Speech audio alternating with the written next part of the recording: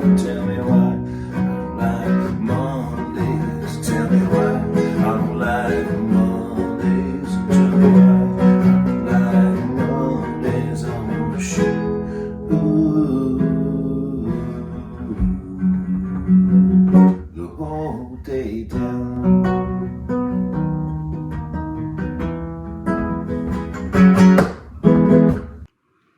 Hi everyone, Matt McMullan here, helping out my friend Philly T with some background and views on the Boomtown Rats' I Don't Like Mondays.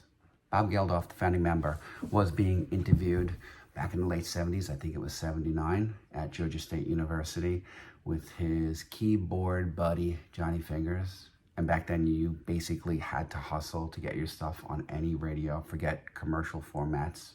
And I think the only college radio of note here in New York, and I could be wrong and skew me later, would be FUV, still one of my favorites. Anyway, the Boomtown Rats considered themselves something of the Irish New Wave, and at the time there were so many different sounds that to get any exposure you had to travel and meet any class.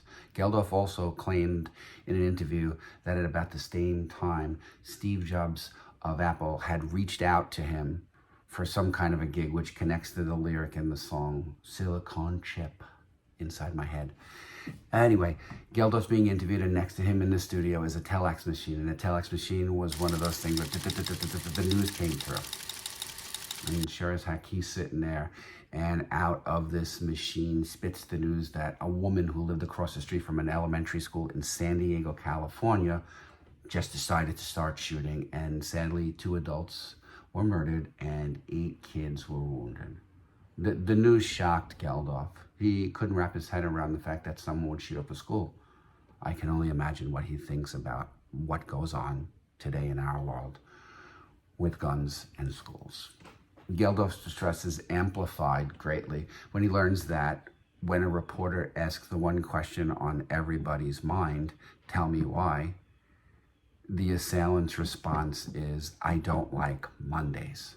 Imagine. But perhaps the more disturbing part of the assailant's response, which doesn't make the song, is this livens up the day. That's what the person said to the reporter. Real psycho stuff, but I digress. The song, catchy as it is for its subject matter and sad, mournful tone by Song Zed, becomes something of a wonder for the future generations. And if you have kids in school or you're a teacher, it resonates because these crimes keep happening.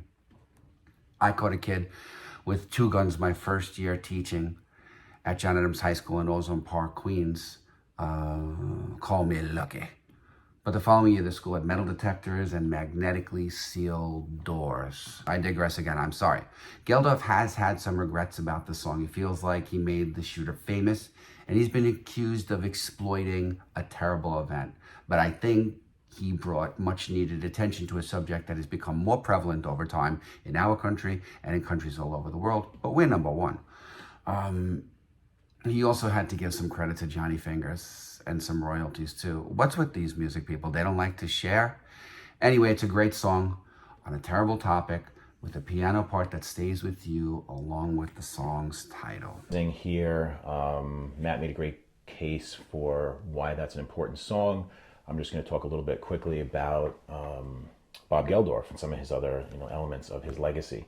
So Boomtown Rats kind of cooled off. They were doomed to be a one-hit wonder, unfortunately, especially because I think if someone bought the album on the force of this song, they would find that the rest of it is kind of more like new wave pub rock, and the rest of the album didn't sound like that track. That was sort of the pinnacle of that group, but after the fact, he went on to have extremely large impact. So he and his fellow musicians from Great Britain got together and created a project called Band-Aid. And the song that's associated with it, it's called Feed the World, and it's become a Christmas song around the holidays, and one of those bittersweet British Christmas songs like the one by the Kinks, Father Christmas, Give Us Your Money, if you know that one. And so like beginning of kind of flipping the consumerist idea of holiday music.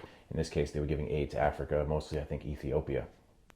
That then inspired a tremendous project called Live Aid, which was essentially like a gigantic multi-continental Woodstock for the 1980s, and again to raise money. And so all the stars, worldwide, not just the new wave acts of England, but many stars from all over the place got together, and they had these simultaneous shows, one in Philly, one in Wembley Stadium in England.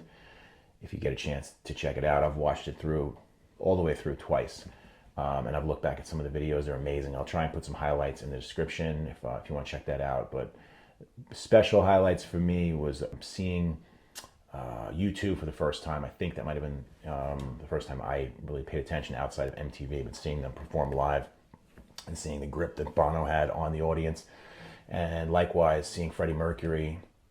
Standout track would be Radio Gaga, which is amazing. Just seeing him, he had the crowd in the palm of his hand, and they were just giving him, tremendous love back. And so those are inspiring shows to watch. Last two pieces here. Quincy Jones, Michael Jackson, and others got together to create a similar project.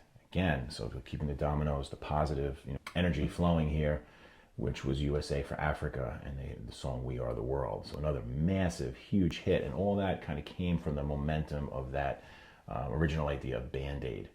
Geldof, you would likely know him also if you've seen the Pink Floyd movie, The Wall, which came out, I think, in 1982. I remember watching it as a young lad and it being way too intense, but I remember sticking it out as much as I could and watching it on cable and being like, very, very heavy film, and really, in my opinion, well acted. But he does a really kind of credible job of portraying the role of the fictitious frontman for Pink Floyd. So I had an awesome time creating this. Hope you had fun.